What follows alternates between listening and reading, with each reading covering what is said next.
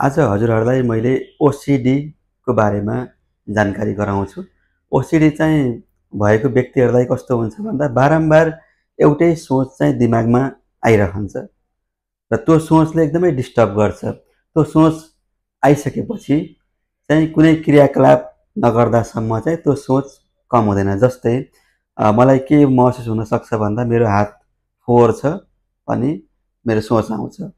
यो सोच यति आउँछ कि मलाई हात नधोई सुख हुँदैन र हात धोएर आइसकेपछि नि फेरि एकछिनपछि फेरि त्यही सोच दोहोरिन्छ र मलाई पटक पटक त्यो सोचले चाहिँ हात धुने गराउँछ। जसले गर्दा मैले मेरो दिनको धेरै समय चाहिँ हात धोएर बिताउँछु। यो हात धुने चाहिँ एउटा उदाहरण मात्रै भयो। कसैको चाहिँ अब रुमको लक लागेको छ कि छैन भनेर चेक गर्ने हुनसक्छ। कसैले काउन्ट गर्ने हुनसक्छ। पैसा काउन्ट गर्यो, जम्मा 10वटा हजारको नोट छ, 50 पटक काउन्ट गर्दा पनि चित्त बुझ्दैन।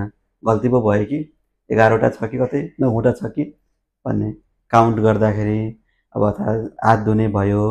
त्यस्ता खालका विचारहरू बारम्बार आउँछ र कहिलेकाहीँ त विचार यतिसम्म कडा हुन्छ कि भगवानप्रति पनि नकारात्मक सोच आउने अथवा चाहिँ यौन क्रियाकलाप सम्बन्धीको सोचहरू आउने, जसले गर्दा निकै नै कठिनाइ पुर्याइरहेको हुन्छ।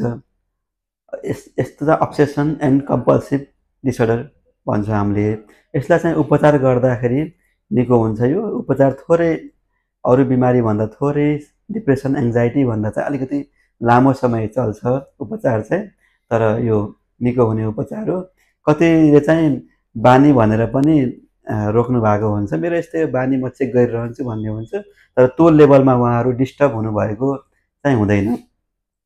त्यसैले गर्दा उहाँले उपचारको दायरामा चाहिँ आउनुभएको हुँदैन।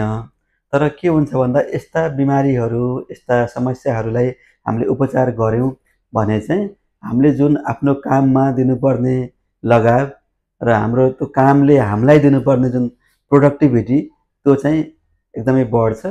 र यस्ता कुनै समस्याहरू छन् भने हजुरहरूले मनोचिकित्सकलाई भेट्नुहोला। हस्त, धन्यवाद।